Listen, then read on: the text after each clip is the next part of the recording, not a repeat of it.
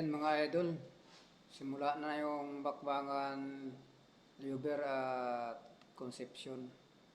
Kita nyo mga idol, nagbabakbakan na. Simula na. Round 1 na yan mga idol. Lagyan natin ng sound mga idol. Ito yung veteranong kalaban ni Liuber.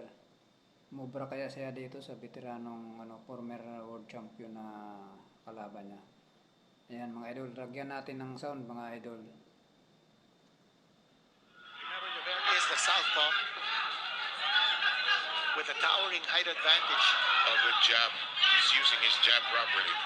And look at the way he's moving around. It's something that Concepcion does not want Liuber to do. He doesn't want Liuber to move around. He wants him a standing target. Yes.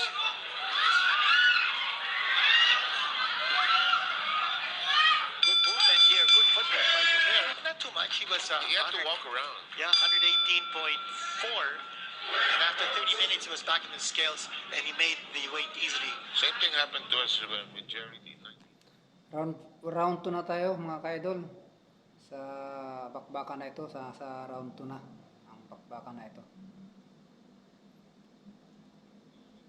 Collided there. And you saw the experience of Concepcion. He locked the arms of Liuber, You know, you're right. preventing him from throwing any punches from close distance. Is coming from Liuber. Both fighters acknowledge the mistake. We fight on. Good combination by Liuber. Liuber is on the move. A little bit difficult for Luis Concepcion to take. Liuber leading off with the right jab and then the left straight. That combination is working wonders for the Lover Boy. And the attack continues. So we asked him the other night why he was called Lover Boy. And he simply answered, that's my name. Watch the left hand of Liuber.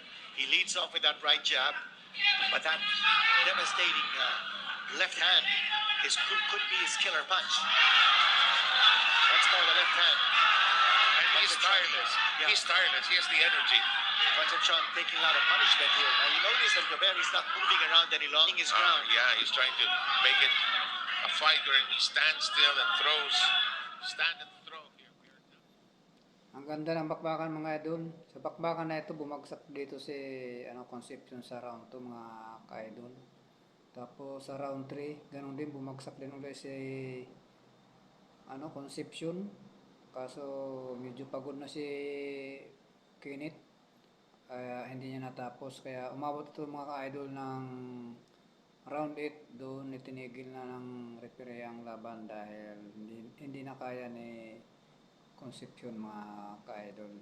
Panoorin pa rin natin mga idol itong round 2 para makita nyo ang unang bagsak. Ito mga ka-idol. And he's dizzying Concepcion. That's very clear. Yeah, it's them. Big right hand. Cracking shot. And that is considered a knockdown. We have a count. It's 3, 4, it's 6, it's 7. Okay. Run. Liuber sensing he could go over it, but not for your country and you're visiting another country. So Concepcion. Ayan mga idol, bumagsak sa round 3 kaso hindi natapos. Dito lang katapusin natin ang laban. Comment at react at subscribe lang dito sa video na to mga ka-idol. Thank you for watching.